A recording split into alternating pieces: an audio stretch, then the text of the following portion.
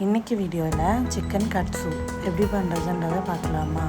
இது ஒரு Japanese dish தான். பட் டேஸ்ட் வைஸில் நம்ம இந்தியன் ஃப்ளேவரோட டச்சும் இதில் இருக்கும். ஸோ அதனால் எல்லோரும் ரொம்ப விரும்பி சாப்பிடுவாங்க. நாங்கள் எப்படி செய்கிறதுன்றதை வீடியோவில் பார்த்துடலாம்.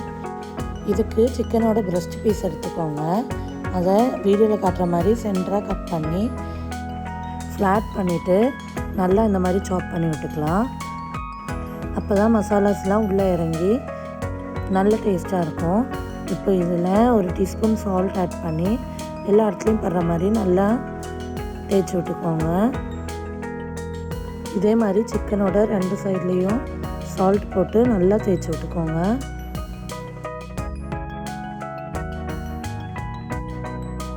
இப்போ ஒரு 1/2 டீஸ்பூன் பெப்பர் எடுத்து இந்த சைடும் அந்த சைடுக்கு ஒரு 1/2 டீஸ்பூன் பெப்பர் எடுத்து இந்த மாதிரி நல்லா தேய்ச்சி விட்டுக்கோங்க.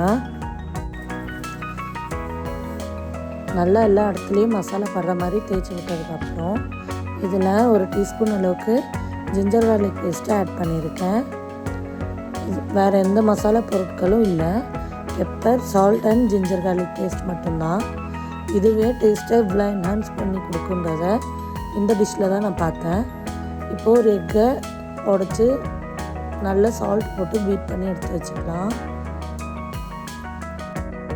தென் ஒரு கப்பில் ஒரு கப் அளவுக்கு மைதா, ஒரு டீஸ்பூன் பெப்பர், 1/2 டீஸ்பூன் அளவுக்கு சால்ட் ஆட் பண்ணி நல்லா கலந்து விட்டுக்கோங்க. இப்போ மேரினேட் ஆன சிக்கனை ஃபஸ்ட்டு மைதாவில் டிப் பண்ணிக்கலாம்.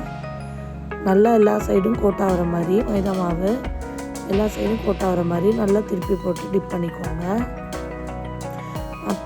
டிப் பண்ணி வச்சதை இப்போது அந்த எக்கு பீட் பண்ணி வச்சுருந்தோம்ல அதில் போட்டு நல்லா எல்லா சைடும் படுற மாதிரி கலந்துக்கலாம். இங்கே 2 ப்ரெட்டு நான் ப்ரெட் க்ரம்ஸ் ஆக்கி வச்சுருக்கேன்.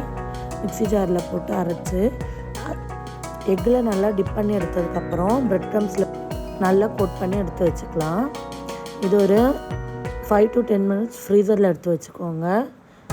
இல்லைனா அப்படியே கூட செய்யலாம். இப்போ ஒரு பேனில் ஒரு கொஞ்சமாக ஆயில் ஆட் பண்ணியிருக்கேன். அதில் இந்த சிக்கனை போட்டு நல்லா கோல்டன் ப்ரௌன் ஆகிற வர லோ ஃப்ளேமில் வச்சு ஒரு 10 to 15 minutes நல்லா குக் பண்ணுங்கள்.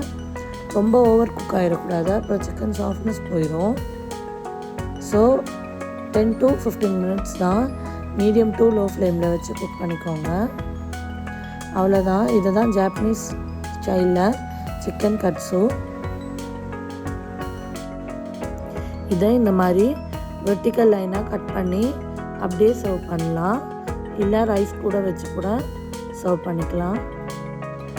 வீடியோ பிடிச்சிருந்தா மறக்காமல் லைக் பண்ணி சப்ஸ்கிரைப் பண்ணிடுங்க.